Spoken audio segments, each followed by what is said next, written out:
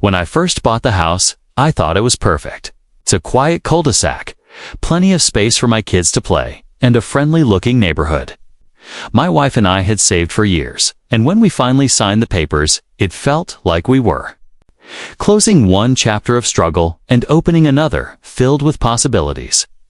We wanted the house to feel like home from the very start, and one of the first things we decided to do was repaint it. The house had been a dull, washed-out beige when we moved in, the kind of color that screamed generic suburbia. It wasn't bad, but it wasn't us. My wife loved warm colors, and we both wanted something inviting, something that would make people smile when they drove by. After weeks of going through swatches and paint samples, we settled on a soft but lively shade of yellow. It was cheerful without being too loud, and it reminded us of the sunshine we'd always dreamed of bringing into our lives. The painting crew arrived early on a Friday morning, and by Sunday afternoon, the transformation was complete. Never forget standing in the driveway with my kids as the last strokes of paint dried. The house looked alive. Neighbors walking their dogs slowed down. Some smiled, some just glanced and moved on. But by Monday morning, my phone buzzed with the first sign of trouble. It was an email from the HOA. The subject line read, "Violation of Community Aesthetic Standards." My stomach sank before I even opened it. The message was blunt. It stated that the color choice for my residence was not in compliance with neighborhood standards and that I would need to correct this violation immediately or face fines. I read it 3 times, shaking my head. Neighborhood standards. I had read the handbook cover to cover before moving in, and nowhere did it say anything about house colors being restricted to earth tones or muted shades. All it said was that colors needed to be in harmony with the community. And what did that even mean? That evening, as I was watering the lawn, a woman I hadn't met before walked straight up my driveway. She was dressed sharply, clipboard in hand, and carried herself like she owned every square foot of the street. She introduced herself as Margaret, the HOA president. Without even glancing at my flowers or my lawn, she pointed to the house and said, "This won't do." I was taken aback. "Excuse me?" "The color," she said, pursing her lips. "It's too bright. Our community doesn't allow such bold tones. You'll need to repaint it within 30 days. I explained that the handbook didn't specify any color restrictions, and she smirked like she had heard that excuse before. The board has always maintained an understanding about appropriate colors. We don't need to spell it out. Everyone knows. "Well, I didn't know," I replied, trying to keep my voice steady. "And it's not like I painted it neon green. It's a soft yellow." Her smile thinned into something sharper. "You'll receive formal notice if you don't comply. The fines will begin. Consider this your warning." She turned and walked away without waiting for my response. My wife had been listening from the porch, and when I looked at her, she shook her head in disbelief. "Can you believe that?"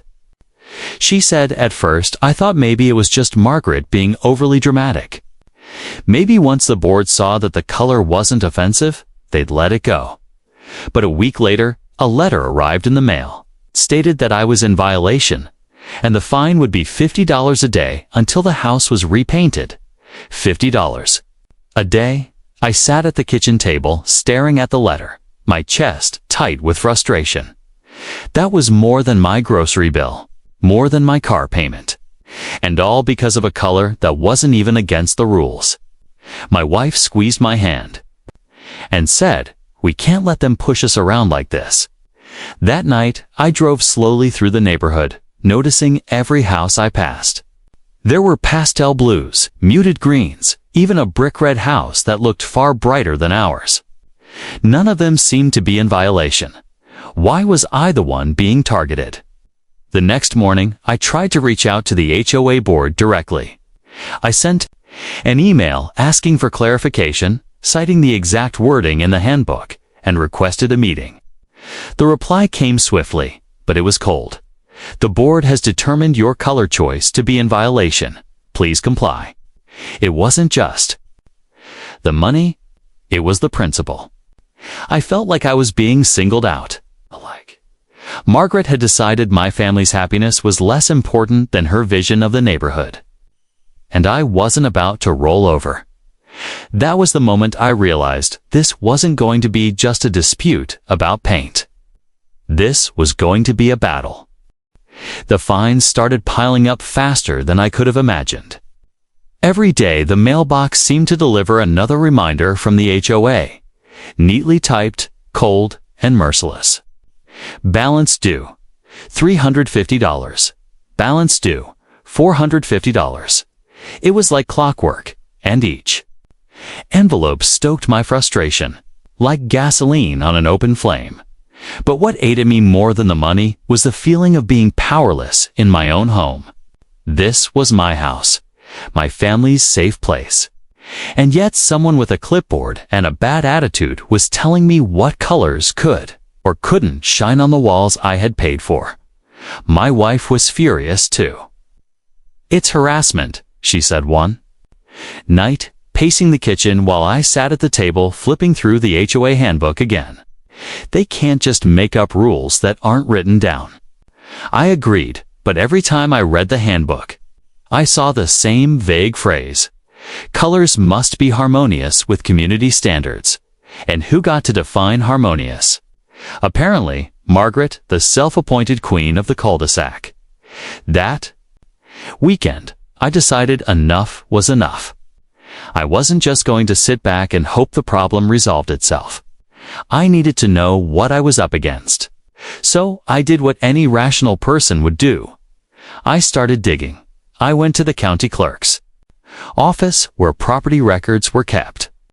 It took some time, but I pulled the files for every house on our street. I wanted to know what approvals were on file, what permits had been granted, and whether the HOA had ever officially approved house colors. And that's when I found something interesting. Most of the houses had a basic approval record just the year they were built, the builder's notes, and a checkbox for HOA review. But when I got to Margaret's house, something was missing. There was no record of HOA approval at all. Nothing. It was as if her house had slipped under the radar, built and painted without the same scrutiny the rest of us had faced. I stared at the file for a long time, the weight of it sinking in. Here she was, lecturing me about rules, fining me hundreds of dollars, and demanding I repaint my home when her own house wasn't even approved. The irony was too rich to ignore. That evening, I gathered my wife and kids in the living room. I laid out the documents, showing them the missing approval from Margaret's file. My wife's eyes widened. "You're kidding? She's been riding us this hard, and she's not even compliant herself." "Exactly," I said, leaning forward, my voice low with determination. "She's built her whole power trip on enforcing rules she never followed, and now we have proof." But I knew better than to march straight up to Margaret's door and shove the papers in her face. People like her didn't back down easily. They doubled down. If I wanted to win, I needed to be strategic, so I called for a community meeting. I sent out letters to the neighbors, polite but firm, inviting them to my backyard on Saturday evening to discuss community fairness and HOA enforcement practices. I didn't spell out the details, but I hinted enough to stir curiosity. When the evening came, lawn chairs started appearing in my yard. Families I had only waved at before were suddenly sitting across from me, sipping lemonade and waiting to hear what I had to say. Margaret showed up too, of course, clipboard in hand, looking annoyed that I had dared gather the neighborhood without her blessing. "Let's get this over with," she said as she sat down, crossing her arms. I stood up, holding the folder of documents in my hand. My heart was pounding, but my voice stayed steady. "Thank you all for coming. I know many of you have dealt with the HOA at some point. Maybe it was about your lawn, your mailbox, or even the color of your house. Recently, I've been fined for painting my home a color that, by the way, isn't prohibited in the handbook. A few people nodded, murmuring quietly. But as I was reviewing property records, I came across something concerning. Our HOA president, Margaret, has been enforcing rules on us while her own house lacks the official HOA approval that every other property here has on file. The yard went silent. Margaret's face flushed, but she quickly found her voice. That's ridiculous. My house is perfectly fine. Don't spread lies. I lifted the file, flipping it open. This is the record from the county clerk's office. Every house has an approval record. Yours doesn't. That's not a lie. That's a fact. Neighbors leaned forward, whispering to each other. A man in the back, who I recognized from down the street, spoke up. So you're saying she's fining people for things she never even bothered to do herself? I nodded. Exactly. Margaret tried to recover, but the damage was done. People were seeing her differently, now not as a protector of standards, but as a hypocrite. That night, as the neighbors left, many clapped me on the shoulder or shook my hand. Good job, one said. About time someone stood up to her. But I knew this was only the beginning. Margaret wasn't going to let this slide. She was going to come after me harder than ever, and I needed to be ready. The days following that neighborhood meeting felt electric. Whispers traveled faster than wildfire, and the once silent, compliant neighbors suddenly found their voices. People who used to nervously trim their lawns an extra inch to avoid a fine were now openly questioning the HOA's rules. It was the first crack in Margaret's iron grip on the neighborhood. But cracks only make someone like Margaret dig in deeper. Sure enough, a thick envelope arrived in my mailbox 3 days later. Inside was a formal notice of noncompliance, stamped in red across the top. They claimed my house color was offensive to community harmony, and that I owed an additional $1,200 in fines payable within 30 days or a lien would be placed against my property. I sat at the kitchen table staring at it, the rage boiling in my chest. My wife read it over my shoulder and shook her head. She's doubling down. She's trying to scare us.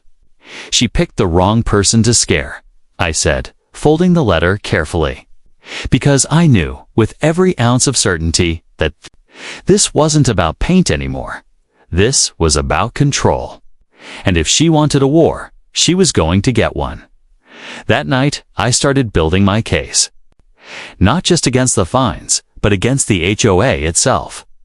I combed through bylaws, county regulations, and state laws. I found clauses about fair enforcement, transparency, and the HOA's fiduciary duty to act in the best interest of all residents. Margaret had broken every one of those principles by hiding her own lack of approval while weaponizing the rules against others. But the golden nugget came when I discovered something buried in state HOA law. Selective enforcement was not just frowned upon, it was grounds for lawsuits and even removal of board members. If Margaret's house was truly unapproved, then every action she had taken against me and my neighbors was on shaky legal ground. The next move was risky, but I knew it had to be done. I filed a formal complaint with the County Housing Authority, including the records I had uncovered about Margaret's missing approval.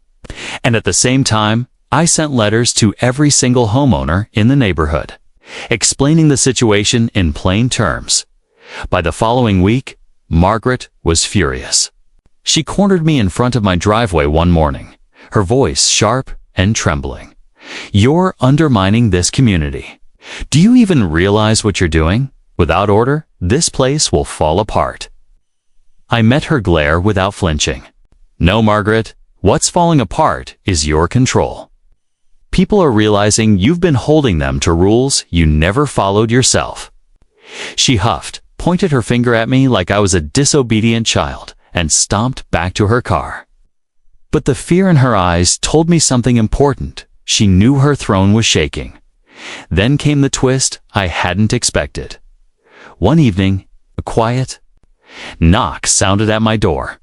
It was Mr. Thompson, the soft-spoken man who lived 2 streets over. He was holding a folder, his eyes darting nervously. "Can we talk?" he asked. Inside over coffee, he revealed something explosive. Years ago, when his wife was battling cancer, Margaret had fined him for unsightly property because he couldn't keep up with his lawn. When he challenged her, she threatened to put a lien on his house.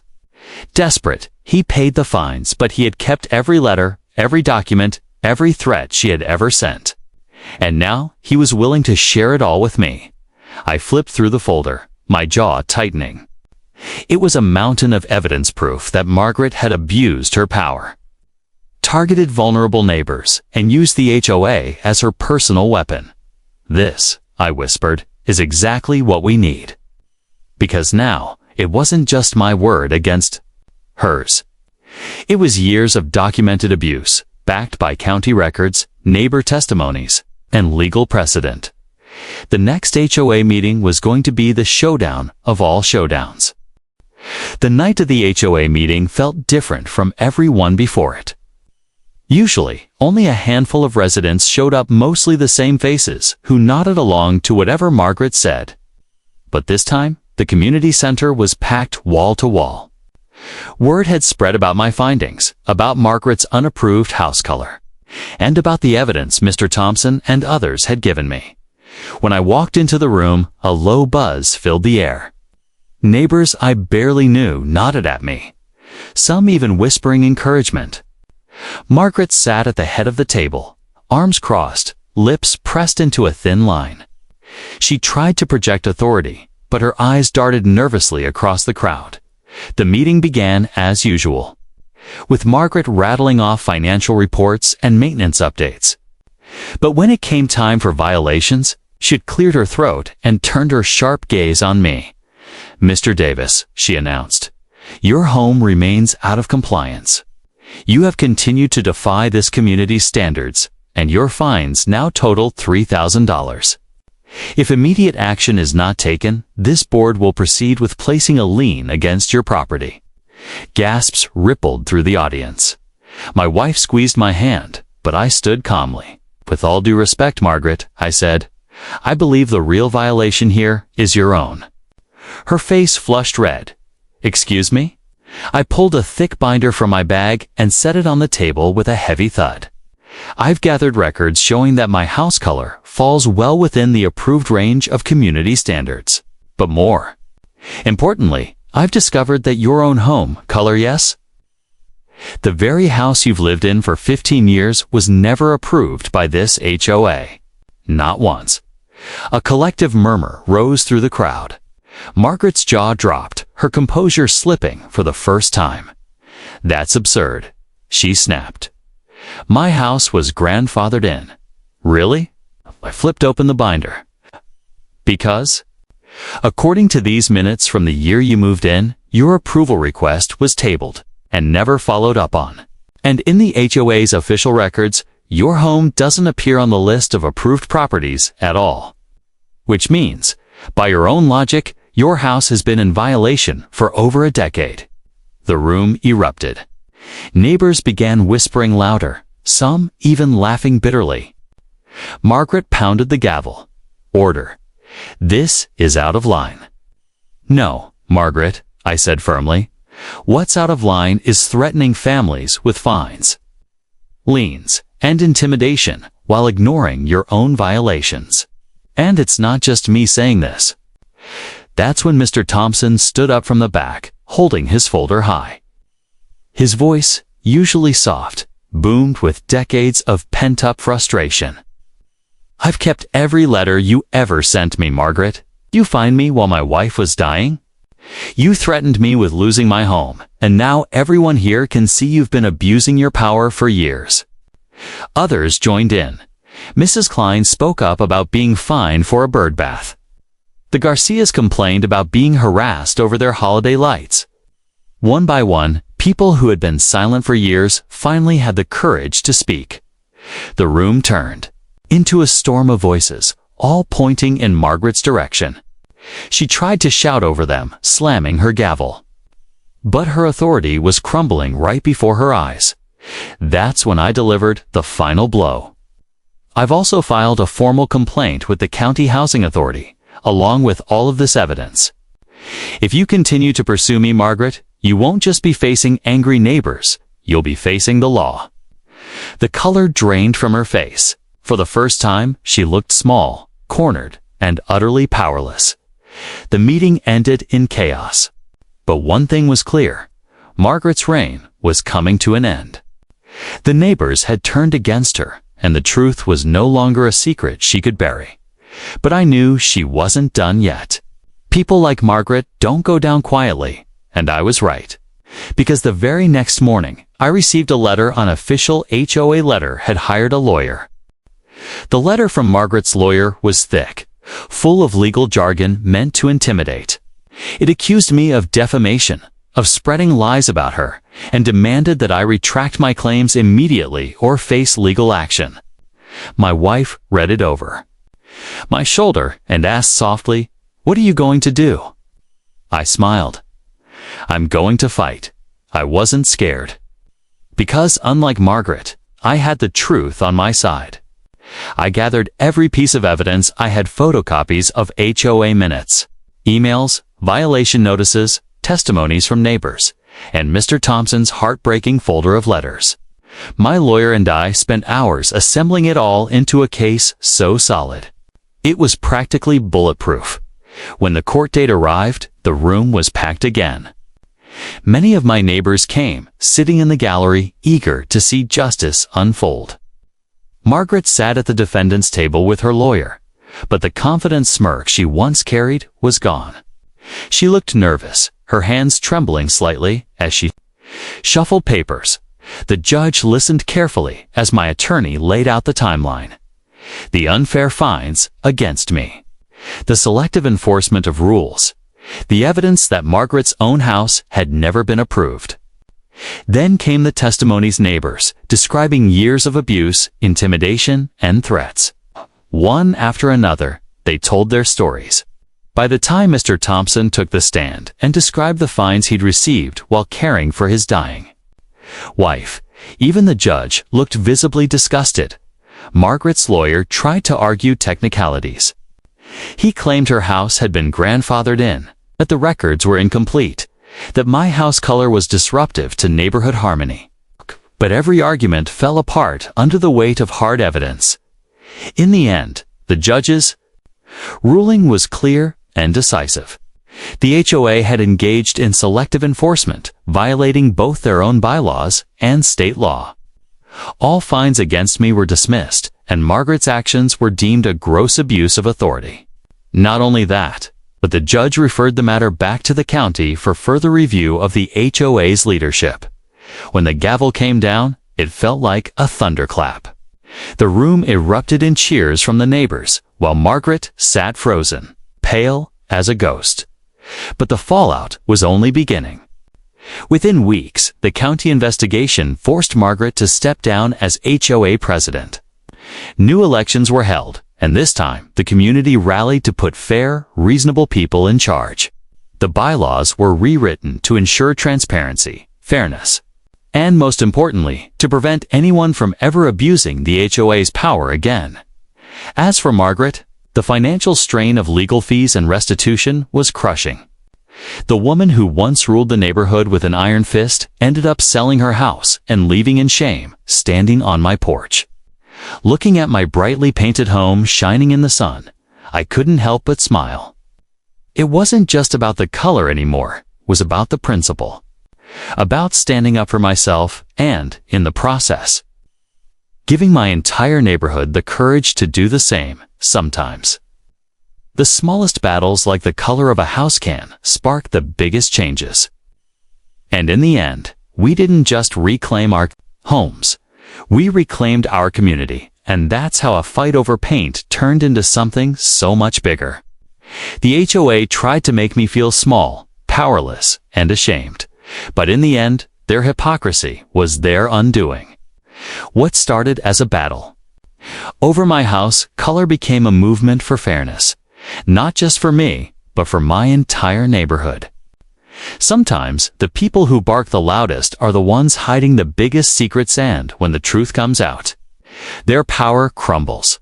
So if you ever feel like you're being pushed around, remember this: one voice, armed with the truth, can shake an entire system. Because at the end of the day, it's not about paint, fences, or swings.